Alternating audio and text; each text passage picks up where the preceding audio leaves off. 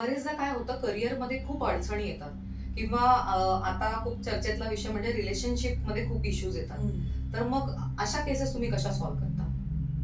आता करिअरमध्ये अडचणी असतील तर कधी-कधी आम्ही कुंडली हां. किंवा वास्तूच बघत नाही.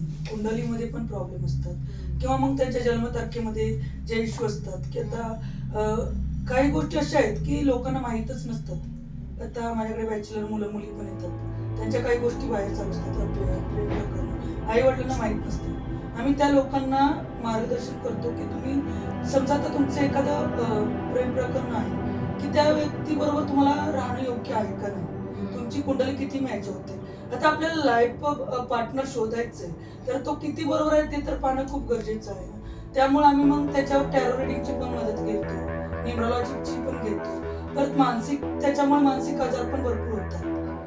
मुलं डिप्रेशनमध्ये जातात किंवा निगेटिव्ह होतात, आत्महत्येचे विचार करतात. मग त्यामुळे रेकी आली, हीलिंग आली, ह्या सर्व गोष्टींची आम्हाला मदत घ्यावी लागते. शिवाय आता आजकाल आपण 24 तास जो मोबाईल हातात घेऊन फिरतो, त्याचे नंबर पण आपल्याला बघावे लागतात ना. ते नंबर आपण जेव्हा 7-7, 10-10 वर्ष आपल्याबरोबर घेऊन फिरतो, तर तेही काय तुम्हाला इफेक्ट देतात, बॅड इफेक्ट, गुड इफेक्ट त्याचे काय? तर मोबाईल न्यूमरोलॉजी सुद्धा आपण याच्यावर चेक करून घेतो. असा एखादा प्रसंग आहे का की तुम्ही एखाद्याचं रीडिंग केलंय, नवरा बायको किंवा कोणाचं असेल आणि त्याचा एखादा काही किस्सा बाहेर पडला, त्याचं एखादं असे भरपूर झालेले आहेत. पण आम्ही कसं काही लोकांच्या प्रायव्हेट पर्सनल गोष्टी असतात तर डायरेक्टली बोलू पण म्हणजे शकत त्या नाही. रिव्हील होऊ शकतात. हां, आता तर ॲक्चुअली मी एक एक्झिबिशन मधलीच गोष्ट सांगते. हां. मी ती मुलगी आली माझ्याकडे, तिने माझ्याकडनं एंजल रीडिंग करून घेतलं आणि मला ते दिसलं की हिचं बाहेर प्रेम प्रकरण आहे. हां. आणि मी तिला पहिला प्रश्न केला, मला माहीतच नव्हतं की तिचे पेरेंट्स मागे उभे आहेत. हां. आणि मी तिला विचारलं पण की तुझं बाहेर कुठं अफेअर आहे का? तुझे पेरेंट्स कुठे आहेत? हां. तर ती बोलली की आहेत म्हटली माझे पेरेंट्स.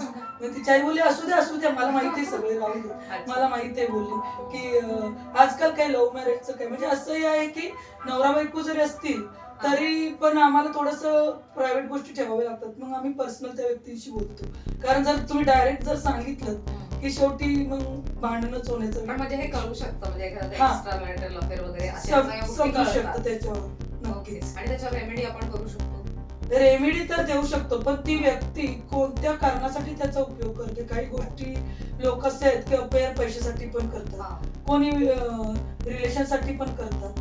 कोणत्या गोष्टीसाठी करतात. आता समजा हसबंड अँड वाईफ आहे आणि नवऱ्याचं दुसऱ्या बाईवर प्रेम आहे आणि समजा ती त्याच्याबरोबर फक्त पैशासाठी रिलेशन ठेवत आहे. बरोबर आहे? तर मग ही बिचारी त्याच्यासाठी समजा वेट करत आहे आणि तो तिच्याकडे यायला तयार नाही. तर आपण तिला मदत करू शकतो. हां, मला तेच बरोबर म्हणायचंय आहे. कारण बरेचदा चुकीच्या मार्गासाठी आपण तिला मदत नाही करत. Yes, yes. म्हणजे एखाद्याचा संसार वाचवण्यासाठी आपण मदत नक्कीच नक्की मदत करू करू शकतो. शकतो.